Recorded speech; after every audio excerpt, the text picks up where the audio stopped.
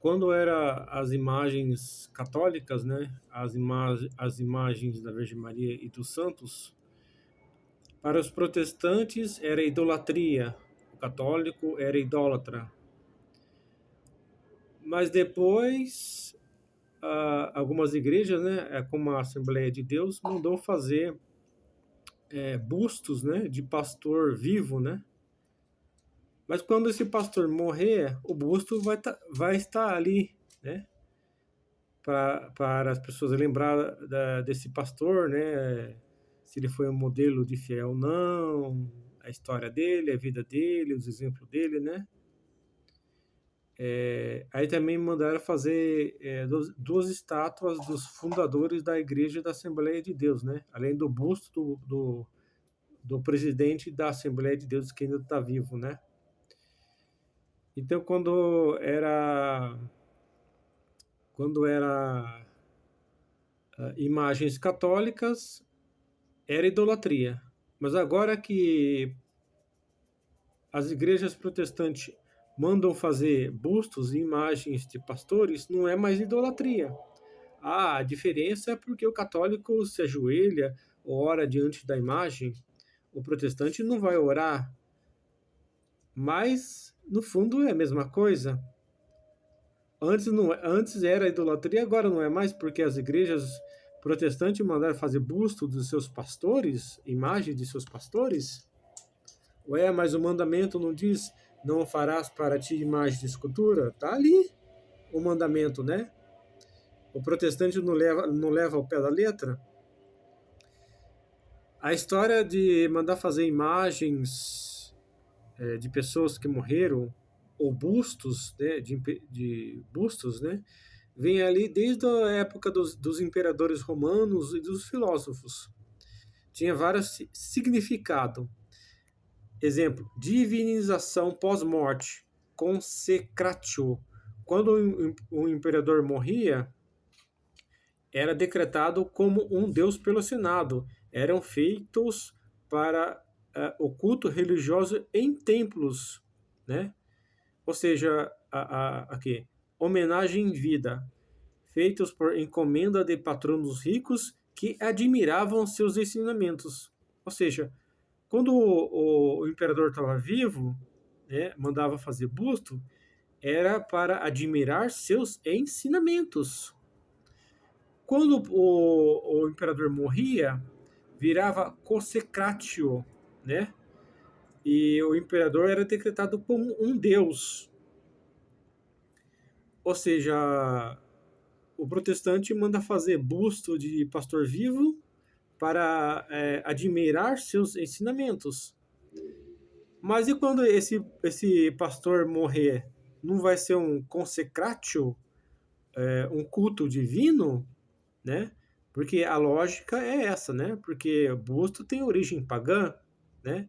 E chamam e os protestantes chamam os católicos de idólatra. Homenagem em vida, feito por encomendas, né, os bustos, né? Feito por encomenda de patronos ricos que admiravam seus ensinamentos. E aí, isso se assemelha às imagens católicas, né, da Virgem Maria, do Santo, onde o fiel tem como modelo de fé os santos. Esse é o objetivo das imagens, né? Ter o santo como modelo, né? Mas mesmo assim, para o protestante vai ser idolatria, né? Tanto o católico como o protestante se inspiraram no paganismo, né? Nos bustos dos imperadores, né?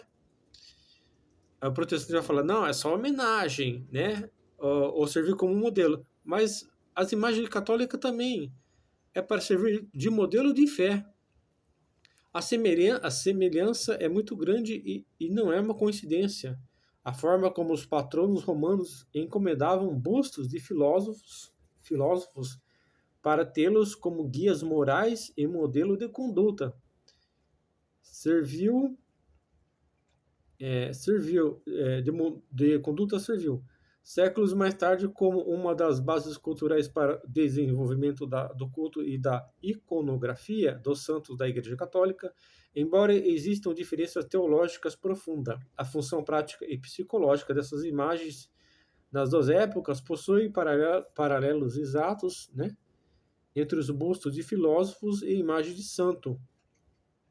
Bustos de filósofos na antiguidade, né, e imagens católicas, imagens de santo do catolicismo. Exemplos de virtude, ética, autodomínio e sabedoria. Exemplos de fé, caridade, santidade e sacrifício. Exposto em bibliotecas, salas, estudos e jardins. Expostos em igreja, altares domésticos e capelas. O fiel da filosofia buscava imitar a conduta do mestre. O fiel católico busca a imitação de Cristo e do santo. O busto trazia a presença intelectual do filósofo. A imagem recorda a presença espiritual do intercessor, né?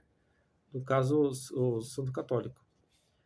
A imitação como elo cultural, tanto o cidadão romano pagão quanto o cristão posterior, incluindo o protestante, né, que manda fazer busto de pastor e imagem de pastores que já morreu, utilizavam a imagem visual como uma ferramenta pedagógica e espiritual.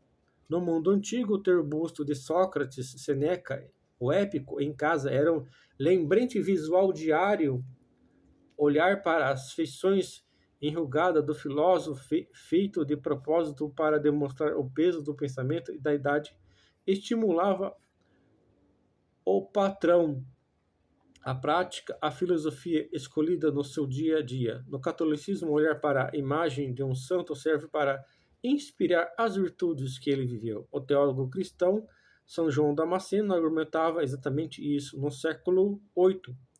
As imagens são os livros dos analfabetos que ensinavam visualmente a vida de virtude que deve ser imitada. A grande diferença teológica, a principal distinção, está no destino das preces e da metafísica. O patrono romano admirava o filósofo como mestre humano e filósofo moral. Ele não rezava para busto pedindo milagres ou intervenção divina. O fiel católico pratica a veneração do Lia, não adoração, né? Como dizem os protestantes. E pede a intercessão espiritual do santo junto a Deus, acreditando que a alma daquele indivíduo está vivo no céu e pode operar milagres.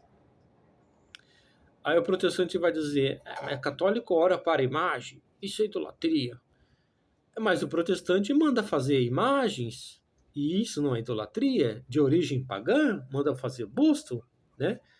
Porque quando o imperador morria, virava um consecratio, né? Um culto divino, né? Ou seja, qual que é a diferença de uma imagem católica para uma imagem protestante para uma imagem pagã? Não é verdade? A questão é a imagem. Não importa se o católico ora ou não diante de uma imagem. A questão é mandar fazer imagem, porque na Bíblia protestante, que está numa tradução equivocada, está ali, não fazer imagem, não se prostrar perante ela. Este é o mandamento. E o protestante diz seguir somente essa escritura, mas daí manda fazer imagens, né? Imagens de pastor vivo, estátuas de pastor que morreu, não é verdade? A questão é a imagem de origem pagã. Se católico é pagão, protestante também é pagão, não é verdade?